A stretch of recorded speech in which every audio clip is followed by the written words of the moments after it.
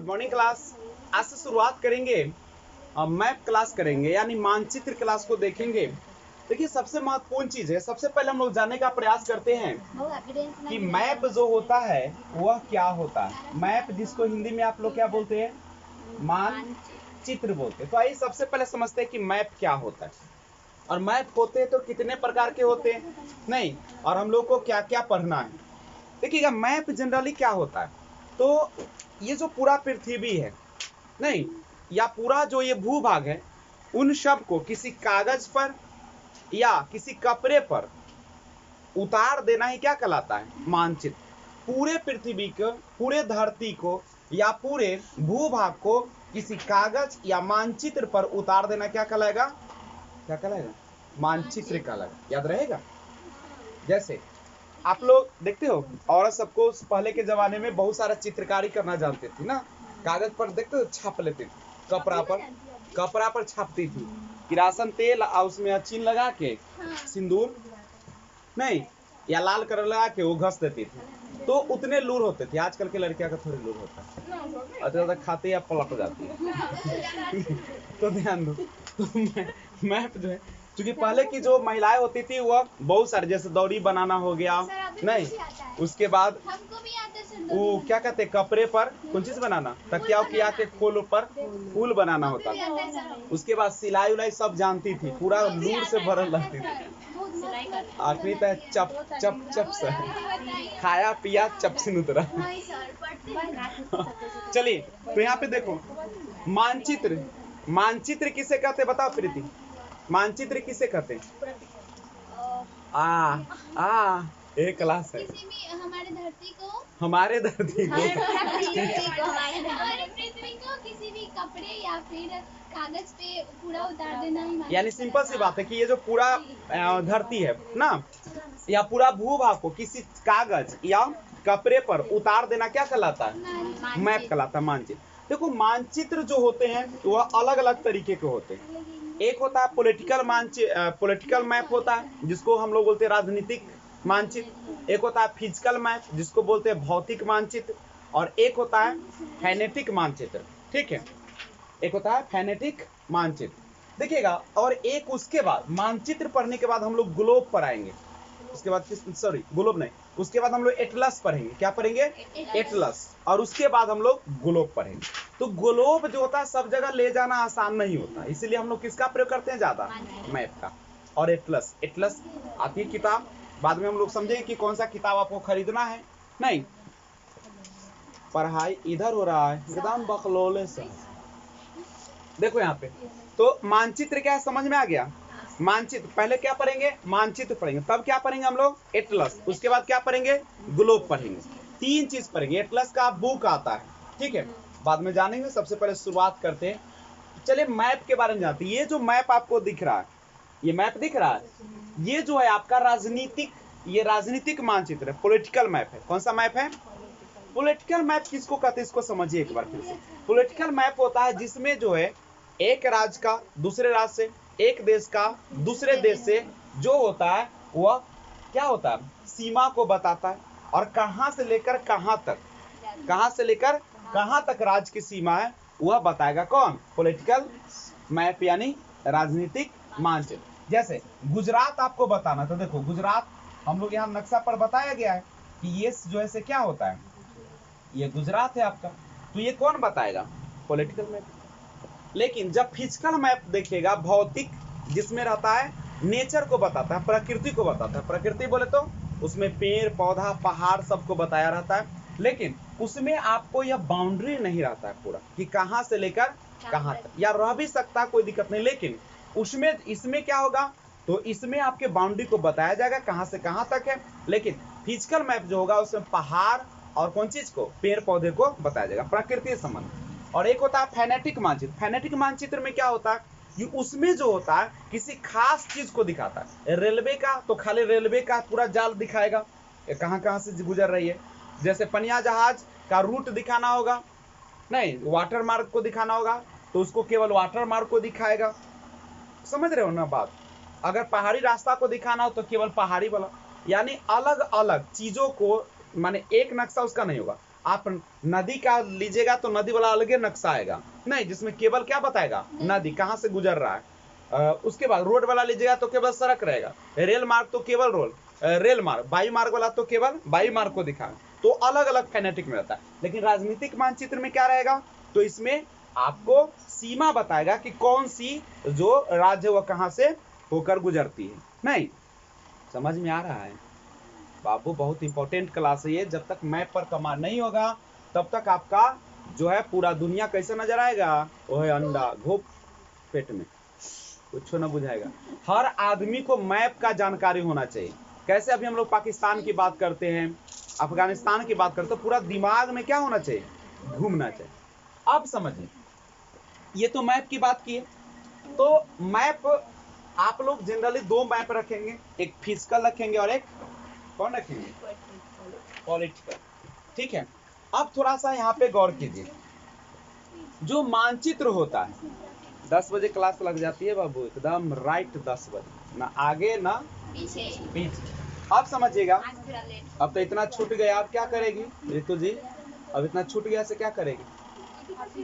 ओ YouTube पर famous हो जाएगी। हाँ, यूट्यूब पर जाकर देख लेना। ऐसे लड़की के ज्यादा समय लगता है सजे उजे में ना, 1 घंटा 2 घंटा लग ही जाता है। क्योंकि बहुत सारा सामान क्या कि हमू लड़की थे तो या सजे में 2 घंटा लगता था। कब से चलो, तो अब समझो। तो अभी आप देख रहे हैं मानचित्र के बारे में, किसके बारे में? अब समझिए मानचित्र। सबसे पहले हम लोग क्या पढ़ेंगे, मानचित्र। तब हम लोग क्या पढ़ेंगे, एटलस। एटलस भी पढ़ लेंगे, तब क्या पढ़ेंगे, ग्लोब पढ़ेंगे। क्या पढ़ेंगे? अब कहेगा सर एटलस क्या होता है, ग्लोब क्या होता है, समझाइए। मानचित्र क्या होता है आपको समझ में आ गया कि हम अपने पृथ्वी को या भूभाग को किसी कागज पर या कपड़े पर जो उतार देते हैं उसी को हम लोग क्या कहते हैं। अब उतारने का मतलब ये ना है कि ले जाइए धरती पर चपका दिया उधर का हो जाता ना, तो वैसा नहीं। मानचित्र समझ में आ गया, समझे रितु जी? एटलस किसको कहते हैं समझिएगा। देखो, एक व्यक्ति था, 6ठी शताब्दी की बात कर रहे हैं। कब की बात कर रहे हैं? 6ठी शताब्दी। आपको पता होगा 6ठी शताब्दी ईसा पूर्व में 16 जनपदों में पूरा जो है हमारा कौन सा पूरा बिहार जो था क्या में जो बटा हुआ था, 16 महल वैशाली में, जिसमें वो वैशाली भी था। तो 6ठी शताब्दी में क्या हुआ ना, एक व्यक्ति था जिसका नाम था मार्कोली। क्या नाम था? मार्कोली नामक व्यक्ति ने एक किताब बनाया। ठीक है, और ऐसा किताब बनाया ना जिसमें केवल और केवल क्या था पता है, केवल में पलटते जाओ, खाली नक्शा पूरे नक्शे था। जब आदमी देखा था कहा रे कथी है बा, खाली नक्शे में कुछ लिखल उखल नहीं था। तो अब उसी समय से उस किताब का नाम क्या रख दिया गया। देखो, एटलस जो था कौन है समझिए। एटलस किताब का नाम नहीं होता, इसमें केवल मानचित्र। मार्कोली नामक व्यक्ति ने एक किताब बनाया था जिसमें केवल क्या था, मानचित्र बना हुआ था, खाली मानचित्र। पलटते जाइए, मानचित्र। ठीक है, हुआ क्या कि बाद में चल के इस किताब जो था, वही किताब, उस पर ना ग्रीक जो है वहां पे एक कहते हैं कि वहां का एटलस नाम का एक व्यक्ति था, समझे। वो क्या था कि ऐसे झुके हुए था और पूरा पृथ्वी को अपने ऊपर रख लेता। देखिएगा, ऐसे भी देखिएगा ना, ग्रीक देवता सबको देखिएगा तो वहां पे रहता है, देखिएगा वो झुका लगेगा, पूरा धरती अपना माथा पर था उठाए ले, माने वो राक्षस था ना। ठीक है, एटलस नाम का एक राक्षस था, वह पूरे धरती को माथा पर कभी उठा लेता। तो उसी फिगर को एटलस के किताब पर देखना रहता है, बना दिया गया, और उसी समय से इस किताबे का नाम क्या रख दिया गया, एटलस। एटलस क्या है समझ में? केवल मानचित्र का जो किताब है उसी को हम लोग क्या कहते हैं। बाद में एटलस खरीदना होगा, पैसा का इंतजाम कर दीजिए, महीनों का इंतजाम करना होगा, एकरो इंतजाम करना पड़ेगा। महीना तो अपने आप बढ़ जाएगा। हाँ, महीना तो अपने आप बट जाएगा। एक बक्सा बेच लेना, ना तो मछली बेचो। अभी बड़का मछली को फंस जाए 150 रुपये बिकेगा, 6 किलो का तो 900 हो जाएगा। पकड़ना क्या, बड़का जाल खरीद लीजिए, 700-800 में देता है बड़का जाल। पोठिया बजाना है तो 100 वाला जाल खरीद लो, पोठिया खाली बजेगा ना। 300 वाला लेगे तब पोठिया जो गैंची उची फंसता, 500 वाला लेबा तो बड़का मछली फंसता, 1000 वाला जाल लेबा तो बड़का मछली आदमियों फंस गए। चलो, तो अब समझो, अब ग्लोब क्या समझे। ग्लोब क्या है आप सभी को समझ में आता होगा। ग्लोब जो होता है, ग्लोब वह क्या होता है? ग्लोब जो होता है वह पृथ्वी का एक तरीके से कौन चीज है? टू कॉपी, वही ग्लोब है। तो आपको खरीदना पड़ेगा सबसे पहले मानचित्र में दो तीन होता है, फिनेटिक होता है, पॉलिटिकल होता है और एक होता है फिजिकल। यानी आपको खरीदना है कौन सा? राजनीतिक मानचित्र और भौतिक मानचित्र, और उसके बाद एक एटलस का किताब खरीदना है। आप जनरली सबसे जो अच्छा चलता है ये मार्केट में वो चलता है ऑक्सफोर्ड स्कूल एटलस, ऑक्सफोर्ड, ये खरीद सकते हैं। ऑक्सफोर्ड मोटा रहता है, ठीक है, मिल जाएगा। तो ऑक्सफोर्ड दूसरा का नहीं खरीदना है, ऑक्सफोर्ड का एगो ग्लोब अच्छा सा ले लीजिएगा, एक क्विंटल बड़ा ले लीजिए। इतना तो नहीं होगा सर। ठीक है, और कम से कम इतना को रहना चाहिए, देखो मिले, ठीक है। दिखावे तो और थोड़ा अब समझो, तो अब बताइए, मानचित्र हो गया, एटलस हो गया, ग्लोब। अब सवाल उठता है इसके बाद कि हम लोग, देखो ये सब जानकारी था कि क्या होती, शुरुआत आपने देखा। अब हम लोग चलते हैं कहाँ पे? तो बिल्कुल अब हम लोग थोड़ा सा मानचित्र का अध्ययन करने चलते हैं। तो करते हैं शुरुआत। ये बेसिक जानकारी था आपके लिए, जिसको आपने आशा करते हैं कि अच्छा से समझ लिया होगा। देखो बार बार कहते हैं कि मानचित्र हर व्यक्ति को आना चाहिए, तभी आपको दुनिया समझ में आएगा। न तो खाली गोबर लेखा चोत लेखा इतना उठाए और ने फेंक दिए ना, ऐसा नहीं होना चाहिए। आपको ना पूरा दुनिया को अगर समझना है तो मैप होना चाहिए। एक बार हम बोले तो पूरा दिमाग में नचना चाहिए। एकदम बसंतपुर बोले तो बसंतपुर के दाम चौर चाचर पोखरा पोखरी आदमी भागल उगल सब नजर आ जाना चाहिए एकदम। कन्ने जंगल है, कन्ने झाड़ है, कन्ने ना सब कुछ, ठीक है। और कन्ने जोगीवा के कौन बना दिया, कौन टिक लिया जोगीवा था ना, सब कुछ का ज्ञान होना चाहिए। यही है मानचित्र। तो अब हम लोग आते हैं, सबसे पहले मानचित्र पढ़ने से पहले अब हम लोग पूरा दुनिया को एक बार समझते हैं, पूरा पृथ्वी को। देखिए पूरा पृथ्वी को हम लोग आज अच्छा से समझने का प्रयास करते हैं। तो करें शुरुआत? बोलना हुआ चलिए मान लो कि ये हमारा एक पृथ्वी या ग्लोब, जो समझना है समझो। अच्छा बताओ, जो मानचित्र होता है, मानचित्र, अच्छा मानचित्र जो होता है क्या रियल में वैसा होता है? कल्पना की गई, समझ गए? और ये मानचित्र को अगर हम बीचों बीच बांट दे, कैसे बांट दे? तो अंग्रेजी वाला जो एडवांस होता है ना, फॉर्म वाला मुर्गा होता है, उसको कहता है इक्वेटर। इसको क्या कहता है?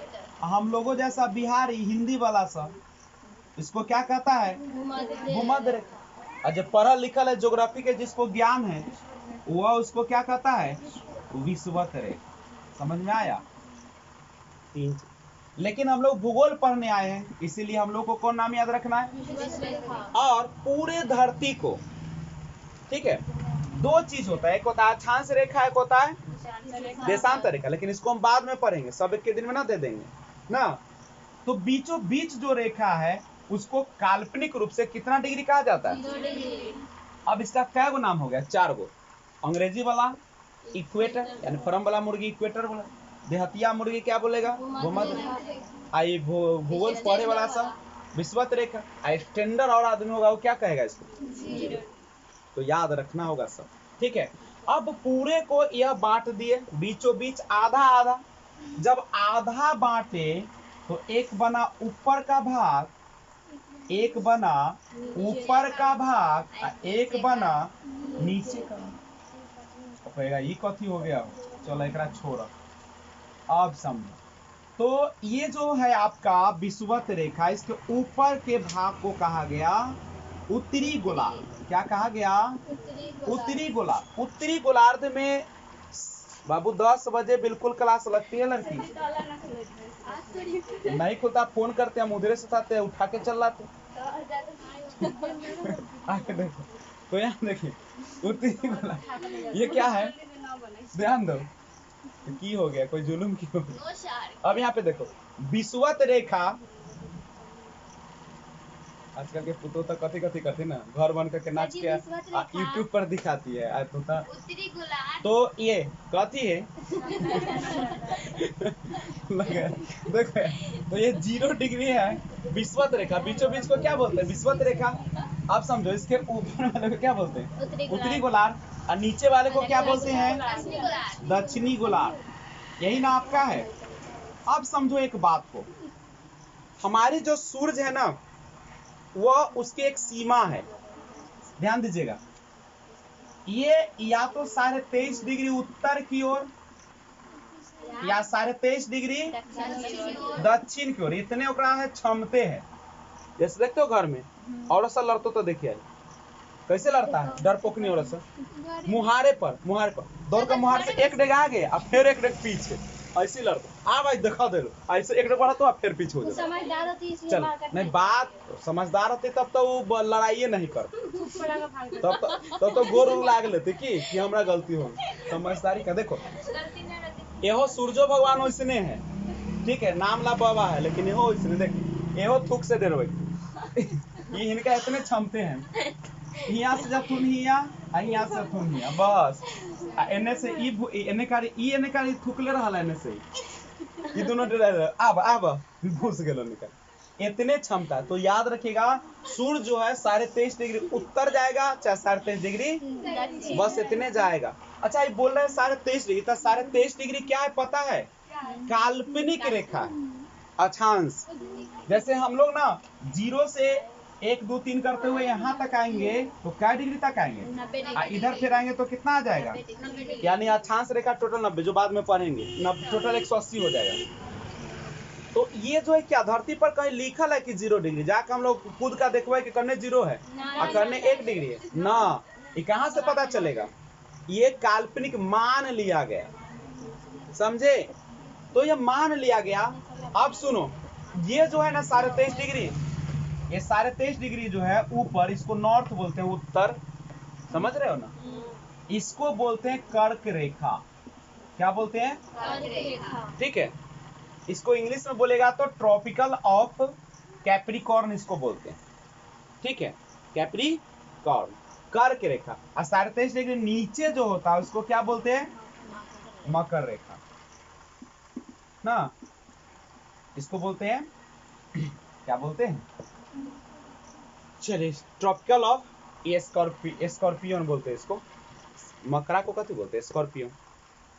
चलिए इसको देखते हैं, स्पाइडर बोलते हैं सर उसको। तो यहाँ पे देखिए 23.5 डिग्री उत्तर वाले को कर्क रेखा, 23.5 डिग्री नीचे वाले को मकर रेखा। कोई दिक्कत है तो बोलो, यहाँ तक समझे। तो सूर्य जो है या तो यहाँ 23.5 तक आएगा या ये 23.5 तक आएगा, इतने दूर ना आएगा। और गौर कीजिए, तो अब जो है यहाँ अगर हम एक और रेखा बनाते हैं 66.5 का, क्या डिग्री का, 66.5, तो इधरों बना देते हैं 66.5, बना दिए। ये है उत्तर का और ये है दक्षिण का, साउथ। समझिएगा, अगर तुम ही बताओ, सूर्य देवता 23.5 से 23.5 तक ही रहते हैं उत्तर दक्षिण में, तो सबसे ज्यादा जो गर्मी पड़ता होगा कहाँ पड़ता होगा बताओ, सबसे ज्यादा गर्मी कहाँ पड़ेगा। देखो सूर्य भगवान यहाँ रहेंगे तब भी यहाँ गर्मी पहुंच रहेगा, यहाँ रहेंगे तब भी यहाँ गर्मी रहेगा, दोनों तरफ से रहेगा, सॉरी यहाँ पे रहेगा कि ना रहेगा। और जब यहाँ रहेंगे तब तक करैले रहेंगे, और जितना आदमी गर्मी में रहेगा उतने करिया भुच ना, जितना गर्मी, जैसे हम लोग के यहाँ भी तनी गर्मी है, एला हमू से करिया भुच सा, माने हमसे करिए हुआ उज्जर ऐसा ना हुआ तो ये भुच सा, लेकिन हमसे तनका है, तनका हमरा से कम गर्मी है, तो हमसे तनका है फेटमाल है। अब सोचो, लेकिन जब तुम अफ्रीका में चले जाओगे एकदम करिया कोयला भुच खूब। सुन लो, अगर अब विषुवत रेखा पर अगर आदमी को देखोगे ना, डर लगेगा, इजोरियो में अनहार कर दे तो 10 लोग खराब कर दे, अनहरिया में तो बुतला ही जातो, इतना काला होता है। तो तुम ही बताओ, पूछेगा कि सबसे ज्यादा, अब क्वेश्चन शुरू हो गया, सबसे ज्यादा गर्मी कहाँ पड़ेगा? विषुवत रेखा। क्यों पड़ेगा? क्या कि सूर्य 23.5 डिग्री उत्तर चाहे दक्षिण चाहे बीच में कहाँ रहेंगे गर्मीवा ओतने, चूल्ही के एक हाथ ओन्ने रहा चाहे एक हाथ एन्ने रहा, गर्मीवा ओतने। अब तुझसे बोलबो क्या ना मुंह खुलल रहते तन्ने कारी तो उचारो और खुलल है, ठीक है। तो सबसे ज्यादा गर्म कहाँ होगा? गरम को इंग्लिश में तुम लोग क्या बोलते हो? उष्ण। आई चूंकि ई जो है 0 डिग्री, ये 2 भाग में बांटता है, तो भाग हो गया, क्षेत्र हो गया। यह एकरा क्षेत्र के हिंदी में कथी कहल जाता है? कटिबंध। कटिबंध पूछा, कटिबंध माने क्षेत्र, इलाका, ये हमारा इलाका हो, गर्मी वाला इलाका हो। अब उष्ण तो याद रहेगा, उष्ण याद रहेगा, उष्णायल है, गर्मी से बोलो हमारे देह उष्णायल है। जैसे मान लो कि इंग्लिश मीडियम वाला सीबीएसई वाला से रहता, उससे उष्णा जतो तन के देर में, क्या कि घर में से निकला घर बस में चढ़ला फिर स्कूल में अपना से लेखा हवा ब्यार तो लगे छे, कहूँ से ऐसे नोचबही तो ऐसे नोचा जतो, देहो हाथ नोचा जतो, कस के ठीक से डांट दिली तो एकदम फुफको काट कर रोए लगता बुझा तो करे। हाँ बस में पंखा ना थोड़ी ना लगता। हाँ वो में पंखा पललाई वैसे पललाई वैसे गेलाई। चलो आगे बढ़ते हैं। तो अब यहाँ पे समझो, ये समझ गए। अब पूछेगा कि विषुवत रेखा पर वो क्या कहते हैं हम लोग? उष्ण कटिबंध। क्यों कहते हैं इसको? क्योंकि सबसे गर्म क्षेत्र है। क्यों सबसे गर्म क्षेत्र है बाबू? क्यों सबसे गर्म क्षेत्र है? क्योंकि सूरज हमेशा उस पर अपनी क्या करती है? अब समझो। अच्छा ये गरम है, गरम तो गरम है तो क्या होगा? जो पानी होगा वो क्या बनेगा? अब बाष्प बनेगा तो कहाँ जाएगा? ऊपर जाएगा तो कौन चीज बनाएगा? बादल। आपको पता होना चाहिए 8 बजे से 12 बजे तक, माने 8 साढ़े 8 के बाद से 12 बजे तक खूब गर्मी रहता मन भर, ओकरा बाद ठंडाने लगता है। तो 8 से 12 तक खूब गर्मी, खूब पानी उड़ा। अब खूब जब पानी उड़ेगा तो बादल तो मोटा जाएगा। अब 12 बजे के बाद तो मौसम ठंडाएगा, तो अब तो लदलद होल है, ओजन से भरियाल है ना है। तब वो की करते? कहते अब तनका हटा लो, ओजन में हटा लो, तो तनका की करेगा? गिरा देगा। तो बारिश पूछेगा कि सब डेली बारिश कहाँ होती है? खूब बारिश होती है सबसे ज्यादा, तो मासी नाना चेरापूंजी न कह दियो, खूब बारिश होती है कहाँ पे? काहे होती है समझ में आया? खूब गर्मी, खूब जलवाष्प बनेगा तो खूब लदलद आएगा, और खूब लदलद आएगा तो खूब गिरेगा। मान के 12 साल में बिया कर देता, 4 साल में 4 को 5 को ना हो जाता। अब 25 साल में शादी होते तो समझ तो आई कि न एक गो बोझ न आई, कहते समझ बाप रे बगल वाला के छत पिटा गए, 4 गो होता तो हाली हाली 4 गो बेटा बेटी कर ले, फिर 4 गो कमतो तो लतो कहियो लगता 4 पीट लेबे, देखा दे ले मारबे सोटा से सब ले। गोबर वाला गोबर गिजला का गोबरे में लात मार लगे, गोबरे जैसा हो गए है ना। हाँ तो वैसे तो पछड़ता है। तो यहाँ भी देखो वही हुआ। अब यहाँ पे क्या होगा? वाष्प बनेगा, बारिश होगा। अच्छा सोचो, जब खूब बारिश होगा तो पेड़ों तक खूब होगा बाबू। ये जो है विषुवत रेखा। सुनो एक ही क्वेश्चन, तो ऐसे रहोगे फिर छिछियाना पड़ेगा। जैसे जैसे हम लोग से छिछिया रहे हैं ना, हम लोग से मन है कि स्टार बनूं, पूरा दुनिया में नाम करूं ना, लेकिन ख्वाब क्या हो जाता है? ख्वाब कैसे हो जाता है? कुछ हमारी गलती, कुछ वातावरण की गलती, और कुछ हिस्सेदारी पड़ोसी का ना जानते हो। जैसे मान लो देखिए पड़ोसी तो मेन है। मान ले कि बगल वाला के अगर बेटा बेटी 9 महीना में चल दिल को, और तोहर बेटा बेटी 9 महीना में न चलो तो बड़का टेंशन आके बड़ खुश, अभी ना चलो हमारे तो 9 महीना में चलो, कैसे चले रहो, खूब खिलिए पियलिए है रे। ये तोहर देन, ये भगवान के देन है। कोई के मैच्योरिटी पहले आ गए, कोई के माने सोची तो बेटो बेटी चल रहे होला का चिंता हो, बोले लगले तो होला ताना देतो। तो यहाँ पर भी देखिए पड़ोसी के टेंशन। ये है विषुवत रेखा। अब विषुवत रेखा है तो डेली गर्मी, अब खूब गर्मी तो खूब वर्षा, अब खूब वर्षा तो खूब पेड़। अब जानो वर्षा होगा तो पेड़ तो खूब रहेगा, अब खूब पेड़ रहेगा तो पेड़ को चाहिए कौन चीज बोलो, सूरज का प्रकाश। अब सोचो तो सूरज के प्रकाश, मान लो कि यहाँ रखल 1 लाख, वहां रखल 10 लाख, वहां 50 लाख, वहां 80 लाख, तो कैसे मन छटपट रहता, बस चल दूर ला चल। तो एहो क्या हुआ, बारिश तो रोज हो रहा है, पानी के तेरा कमी नहीं, पानी के कमी है तो कथी के कमी है एकरा, घनघन आग ले सब, तो घनघन आग ले तो वो चाहते हम लोग मर जाओ, तो चाहते हम लोग, जैसे तुम्हारे घर के आसपास किसी को नौकरी हो जाए तो तुम्हारे अगल बगल वाला परेशान, हमरा हो जाए नौकरी तो हमरा हो जाए, तो हमरा सब चाहता है क्या कि हो जाए नौकरी, ऐसे ना होता है हो ना। अब मान लो कि बगल में वो खूब लड़े वाली औरत, तो बगल वाला के चिंता हम कैसे उसन लड़ाकू बन जाए, वो मुंह दूसरे हमू सीख लेते स्टैंडर्ड यूट्यूब पर हमू मोइट देंगे धर। तो यहाँ पे भी वही कंपटीशन है। अब यहाँ पे सूरज के प्रकाश के लिए हो गया लड़ाई, अब लड़ाई हुआ तो पेड़वा की करेगा बोलो, बढ़ेगा, एगो ई बढ़ते थे रुक रुक रुक हमू बढ़े और बढ़, ऐसे बढ़ते बढ़ते इतना लंबा हो जाता है। लेकिन अब तुम ही सोचो, खूब लंबा होगा तो खूब मोट होगा का, नहीं होगा, पतला होगा, लेकिन पतला रहते लेकिन निस्सन रहते, निस्सन समझते हो ना, मजबूत होते दाम ही ना, जामुन के पेड़ ना है या नीम वाला शीशो मजबूत होता है, हाँ शीशो वाला पेड़ हो, शीशो माने वैसन मजबूत होते निस्सन, ये अपना सा लिखा होते निस्सन, वो शहर वाला लिखा न रहते खिच्चा।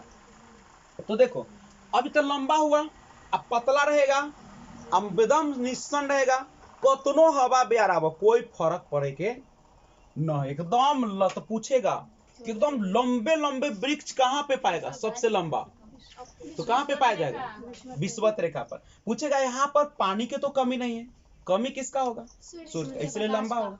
अब बताओ, क्वेश्चन एक बार पूछा गया था कि बताइए विषुवत रेखा के आसपास के जो पेड़ होता है उसका पत्ती कैसन होता है, अब बोलो पत्ती कैसन होगा,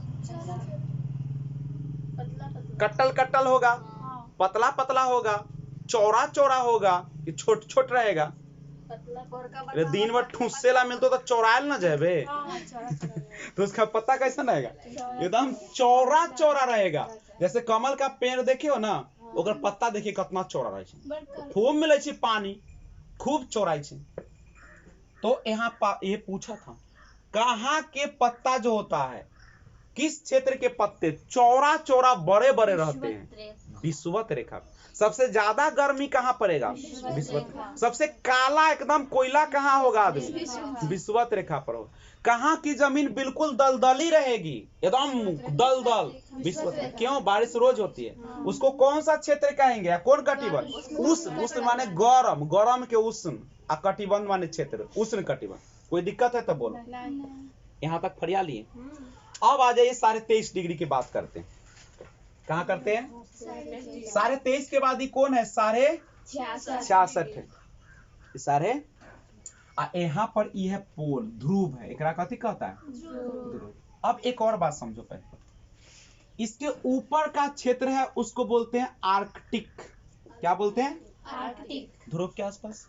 नीचे वाले को बोलते हैं अंटार्कटिका, क्या बोलते हैं, याद रखना होगा। विषुवत रेखा के उत्तर के क्षेत्र को क्या बोलेंगे, और दक्षिण के अंटार्कटिका। विषुवत रेखा के ऊपर उत्तरी गोलार्ध, नीचे दक्षिणी गोलार्ध, और सबसे यहाँ 90 वाला ध्रुव, ये भी ध्रुव, उत्तरी ध्रुव, दक्षिणी ध्रुव, उत्तरी दक्षिण। सबसे ज्यादा गर्मी कहाँ, विषुवत। कोई दिक्कत, आगे बढ़ो। अच्छा बताइए, इस सारे तेज यहाँ तक सूर्य भगवान हाथन, जब यहाँ सूर्य भगवान रहेंगे, यहाँ देख लो ए बउआ, यहाँ सूरज भगवान है, तो यहाँ जब सूरज भगवान है तो ई कैसन रहेगा बताओ, ई क्षेत्र 23.5 से 66 कैसन रहेगा, ई क्षेत्र कैसन, गरम की ठंडा, ई रहेगा ठंडा, कैसन रहेगा, यहाँ पे सूर्य भगवान है तो ई कैसन रहेगा, ओए अरे भगवान यहाँ तब कहले थे ठंडा कैसे हो गए, ये कथी रहेगा, यहाँ सूर्य भगवान है तो यहाँ वाला क्षेत्र कैसन रहेगा, ठंडा रहेगा। अब सुनो, सूर्य भगवान हिया पहुंच गए तब एने कारी क्या हो जाएगा, एने वाला क्या हो जाएगा। अब सुनो, अब आया बात, गरम को क्या कहते हो, उस, और ठंडा को क्या बोलते हो, शीत। कितना निमन। ठंडा को यहाँ भी देखो, ठंडा को शीत और गर्म को उष्ण, दोनों होगा कि ना होगा? गर्म ठंडा दोनों मिलेगा यहाँ पे, एक के प्लेट में दोनों नाश्ता, गर्म ठंडा। अंदर जाता है एसी या बाहर आता। अब इसी को क्या बोलेगा इस क्षेत्र को? शीत को हम ऐसे लिख दे, शीतो, शीत उष्ण, उष्ण, तो क्या बन गया ये? वो ऐसे याद करिएगा तब याद होगा। ये बोले शीतोष्ण, शीत आ उष्ण दोनों, ठंडा गर्मी दोनों। एहो क्षेत्र क्या कहलाएगा? शीतोष्ण कटिबंध। तो पूछेगा कि 23.5 डिग्री से 66.5 डिग्री का जो क्षेत्र होता है, चाहे उत्तर का हो चाहे दक्षिण, वह कैसा कटिबंध है? शीतोष्ण। और 0 डिग्री का जो क्षेत्र है वह कैसा? 0 से 23.5 और 0 से 23.5, उत्तर दक्षिण, ये कैसा होगा? उष्ण, उष्ण कटिबंध। समझ में आ रहा है? अब बताओ, यहाँ तक गर्मी पहुंचले हैं, उसको फिर से एक बार रिपीट कीजिए। जैसे सूर्य भगवान यहाँ तक ही ना दम है इनका, घुड़की अतिला पारतन, एकरा आगे जयतन न जथिन तो सूर्य भगवान यहाँ थी तेने का गर्मी देथिन कि ना देथिन? गर्म होगा। यहाँ है ये क्षेत्र सबसे दूर हो गया, तो यहाँ पे क्या रहेगा उस समय? सूर्य भगवान जब यहाँ आ जाएंगे तब गर्म, यहाँ क्या हो जाएगा? ठंडा। तो गर्म ठंडा दोनों, शीत माने ठंडा, उष्ण माने गर्म, शीतोष्ण कटिबंध। 23.5 डिग्री से 66.5 डिग्री दक्षिणी और 23.5 डिग्री से 66.5 डिग्री उत्तरी कैसा रहेगा? शीतोष्ण कटिबंध। शीतोष्ण। अब बता, हिया लाता गर्मी देथिन, अब एन्ने अथिन तक की हो जाते हैं इनका? ठंडा ठंडा ठंडा। और ठंडा को हम लोग क्या बोलते हैं? शीत। तो शीत, तो इसको क्या कहिएगा? शीत कटी, यानी 66.5 से लेकर 90 तक कौन कटिबंध रहेगा? शीत कटिबंध। कोई दिक्कत है तो बोलो। शीत कटिबंध। यहाँ पर जब चले आइएगा, अब इसको भी दो भाग में बांटेगा शीत कटिबंध को। एकरा एक कहो ना,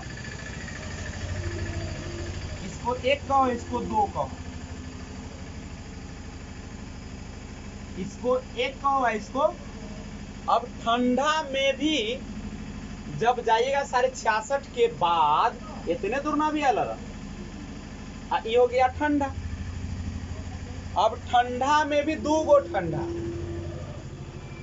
समझ में आ रहा है? आए बोले तो अब यहाँ तक देखो, इतने तक ना था तुम्हारा ठंडा वाला, ये ठंडा गरम दोनों, और 66.5 से 90 तक आ गया बिल्कुल ठंडा। 66.5 से 90 तक बिल्कुल ठंडा। अब लड़की, अभी ठंडा भी क्या भाग में बटेगा? 2 भाग में। एक होगा बिल्कुल ठंडा, एक होगा हल्का ठंडा। अब तुमको पूछा गया, क्वेश्चन पूछता है, ठीक है? एक होता है टुंड्रा प्रदेश, एक होता है टैगा, एक होता है टैगा, एक होता है टुंड्रा। Taiga, tundra. एक बार क्वेश्चन पूछा कि बताइए सबसे ज्यादा ठंडा कहाँ पे होगा? एक वाला में कि 2 वाला में? एक वाला में। और सबसे ठंडा को कहते हैं, एक वाले को टुंड्रा, इसको क्या बोलते हैं? टैगा। क्वेश्चन पूछा कि धरती पर सबसे ज्यादा ठंडा, एकदम ठंडा कहाँ पे पड़ता है? टुंड्रा प्रदेश में, जो कि पोल के आसपास है। कहाँ पे हल्का हल्का माने कम ठंडा रहेगा? कोई दिक्कत? क्वेश्चन बरस रहा है। क्वेश्चन क्या हो रहा है? तो कितना क्षेत्र में बटाया? उष्ण कटिबंध, शीतोष्ण कटिबंध, शीत कटिबंध। और शीत को 2 भाग में, टुंड्रा, टैगा। समझ रहे? कोई दिक्कत तो नहीं है? दिक्कत ना, तो पहले इसको क्या करना होगा? क्वेश्चन धड़धड़ा गया, क्वेश्चन फिर से पूछ लेते हैं आपसे। बताइए, जो धरती के बीचों बीच 0 डिग्री रेखा है उसको क्या कहते हैं? इंग्लिश में क्या बोलते हैं उसको? इक्वेटर। हिंदी में क्या बोलते हैं? भूमध्य रेखा। ज्योग्राफी में क्या बोलते हैं? विषुवत रेखा। ऐसे डिग्री में क्या बोलते हैं? 0 डिग्री अक्षांश। विषुवत रेखा के ऊपर के क्षेत्र को उत्तरी गोलार्ध और नीचे के क्षेत्र को दक्षिणी गोलार्ध। ठीक है। और सूर्य कहां से कहां तक दूरी तय कर सकती है? 0 से 23.5, चाहे 0 से 23.5, उत्तर और दक्षिण। ठीक है। और आप समझिए सबसे अधिक गर्मी कहां पड़ेगा? इसलिए उसको कौन कटिबंध कहेंगे? उष्ण कटिबंध। कोई दिक्कत नहीं। विषुवत रेखा के आसपास के पौधे की पत्तियां कैसी होती है? चौड़ी चौड़ी। नहीं, कैसी पेड़ होंगे वहां का? लंबा लंबा हो। कहां पे बहुत बारिश होती है? मासिंदा, विषुवत रेखा बहुत बारिश होती है। कहां की जमीन बिल्कुल दलदली रहती है, नमी वाली रहती है? नहीं, वो में जाएगा तो धंस जाएगा नीचा। डेली बारिश होती है। हम जितना निकालने का कोशिश करेंगे तो उसका क्या उपाय है? सो जाइए, सो जाइए, हाँ सो जाइए। तो फिर निकालेगा सो जाइएगा ना तो क्या होगा? क्षेत्रफल बढ़ जाएगा, नीचे नहीं धंसिएगा। ऐसा नहीं धंस गया तो मुंह सब लोग रहे ना, माने क्षेत्रफल बढ़ जाएगा तो टेंशन नहीं, मुंह बढ़ा जाते। चलो, तो ये है आपका। बोलिए जूली जी, समझ में आ गया पूरा? कहीं दिक्कत? इसमें बहुत प्रॉब्लम होता है बच्चा को, समझे? तो पहले इसका स्क्रीनशॉट लीजिए, तब हम फिर आगे बढ़ेंगे। यहाँ पे एक चीज को सुधार लीजिएगा। कर्क रेखा को इंग्लिश में ट्रॉपिक ऑफ कैंसर कहा जाता है और मकर रेखा को ट्रॉपिक ऑफ कैप्रिकॉर्न कहा जाता है। कोई दिक्कत है? तो आगे हम लोग देखते हैं सबसे पहले कि हमारी जो पृथ्वी है वो कितने डिग्री पर झुकी हुई है। पता है बच्चे? हमारी पृथ्वी कितने डिग्री पर झुकी हुई है हो? अच्छा, 23.5 डिग्री पर झुकी हुई है। अगर यह हमारी धरती है, ग्लोब हम बना के दिखाते हैं, ये ग्लोब है, तो हमारी धरती जो है 23.5 पर झुकी हुई है। क्या पर झुकी हुई है? 23.5 पर झुकी हुई है। तो थोड़ा सा ध्यान दीजिए इसको।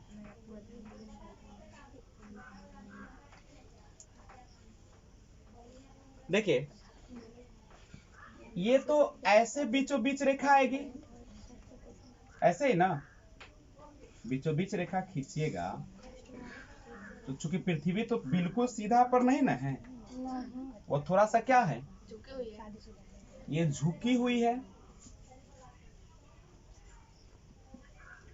तो ये है आपका 0 डिग्री। लेकिन अगर हम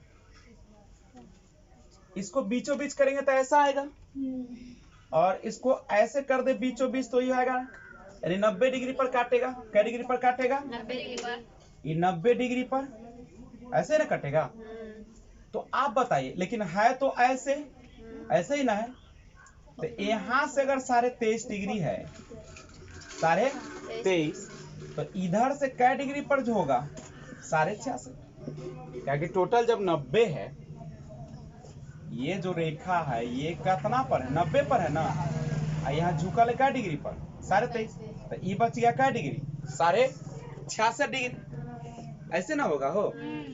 तो 23.5 डिग्री पर हमारी धरती झुकी हुई है। एक तरफ 23.5, तो दूसरी तरफ कितना से झुकल होगा? 66.5 के आसपास झुकल होगा। ऐसे ना होगा? अब हम लोग इसी क्लास को और आगे अगर लेकर चले तो आप जो अभी नॉलेज ले रहे थे, एक बार फिर से मानचित्र पर ले चलते हैं। और मानचित्र में आपने सबसे पहले देखा एक कौन सा मानचित्र? राजनीतिक, उसके बाद भौतिक, और एक होता है फैनेटिक। एक कौन होता है? फैनेटिक। और उसके बाद हम लोग क्या पढ़ेंगे आगे? एटलस। एटलस के बाद क्या पढ़ेगा? ग्लोब। यही ना आपका भूगोल में पढ़ना है। राजनीति मानचित्र में क्या पढ़ना है? एक राज्य के दूसरे राज्य से सीमा कहां से कहां तक है। भौतिक में क्या पढ़ेंगे, नेचर, प्रकृति से संबंधित, पर्वत पहाड़। जैसे पहाड़ को अगर दिखाना होता तो अलग अलग कलर का यूज करते। देखिए इसमें हम किसी भी कलर का प्रयोग कर सकते हैं। राजनीतिक मानचित्र में आप देख नक्शा जब देखेंगे तो कलर अलग अलग अपना मन से रख सकते हैं, लेकिन भौतिक मानचित्र में अपना मन से कलर नहीं रख सकते। अगर पहाड़ को दिखाना हो तो किस कलर का दिखाया जाता है, भूरा रंग, हल्का सा लाल लाल टाइप के रहता है। नहीं, अगर पहाड़ को दिखाना है तो भूरा रंग, ठीक है। उसके बाद अगर आपको जल को दिखाना है तो कौन रंग से दिखाएगा, ब्लू से, यानी नीला रंग से। ज्यादा पानी होगा उसका देखिएगा मैप में तो ज्यादा पानी वाले को गहरा डार्क ब्लू रहेगा, और जितना कम पानी जहां पे होगा धरती पर उसको किससे दिखाएंगे, हल्का ब्लू से दिखाएंगे। यही ना है आप लोगों का, कि और कुछ है।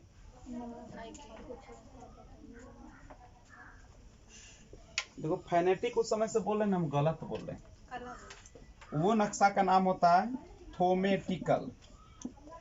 क्या होता है, एक होता है पॉलिटिकल, दूसरा फिजिकल, और तीसरा होता है थोमेटिकल। थोमेटिकल कौन सा मैप होता है, थोमेटिकल। आप लोग इसको देख लीजिएगा। और एक और मैप आता है, एक मैप आप जो खरीदते होंगे इसमें कहीं पर भी ना कुछ दिया नहीं रहता है, ऐसे खाली रहेगा, आपको भरना पड़ता है। इसको ब्लैंक मैप बोलते हैं। कौन मैप बोलते हैं, ब्लैंक। तो मैप आप समझ गए, पॉलिटिकल, फिजिकल, थोमेटिकल, और से फेनेटिक हम कर दिए थे। वह थोमेटिकल मैप होता है। और उसके बाद हम लोग एटलस पढ़ेंगे, तब ग्लोब पढ़ेंगे, और तब हमारा ज्योग्राफी जो है क्या हो जाता है इसके बाद। अच्छा, एक बात और मैं आपसे पूछना चाहता हूं कि अगर आप मैप पढ़ रहे हैं तो मैप जो होते हैं उसमें अगर नदी को दिखाना हो तो कौन रंग से दिखाइएगा, नदी को दिखाना, पानी के लिए तो यूज कीजिएगा नहीं, और नेचर के लिए आप किसका प्रयोग कर रहे थे, ये ब्राउन कलर, भूरा कलर का ब्राउन, और ग्रीन, हाँ पहाड़ के लिए, जल के लिए ब्लू, और ग्रीन रंग से किसको दिखाते हैं, हरा रंग से आप पेड़ पौधे को दिखाते हैं, है ना, दिखाते हैं। तो जब आप फिजिकल मैप पढ़िएगा तो इन चीजों को ध्यान रखिएगा कि जहां जहां भूरा रंग होगा वो पहाड़ होगा, और जहां पे क्या होगा, हरा रंग होगा वो पेड़ पौधा होगा, और जहां पे ब्लू रंग होगा पानी होगा। और अब कैसे जाने कि कहां पे कितना ज्यादा पेड़ है, कहां पे कितना कम है, तो रंग से पता चलेगा। जहां पे ज्यादा ग्रीन होगा वो होगा ज्यादा पेड़ पौधा, और जहां पे कम होगा, कम रहेगा हरा, वो कम हरा रहेगा, कम हरा रहेगा, कम पेड़ पौधा रहेगा। और 9 के बराबर रहेगा तब बिल्कुल 9 के बराबर हरा कर दे। करेक्ट है। तो आज का मैप क्लास यहीं पे हम लोग क्या करेंगे, द एंड करेंगे। आगे हम लोग फिर मिलेंगे और देखेंगे कि क्या होता है। तब तक जय हिंद।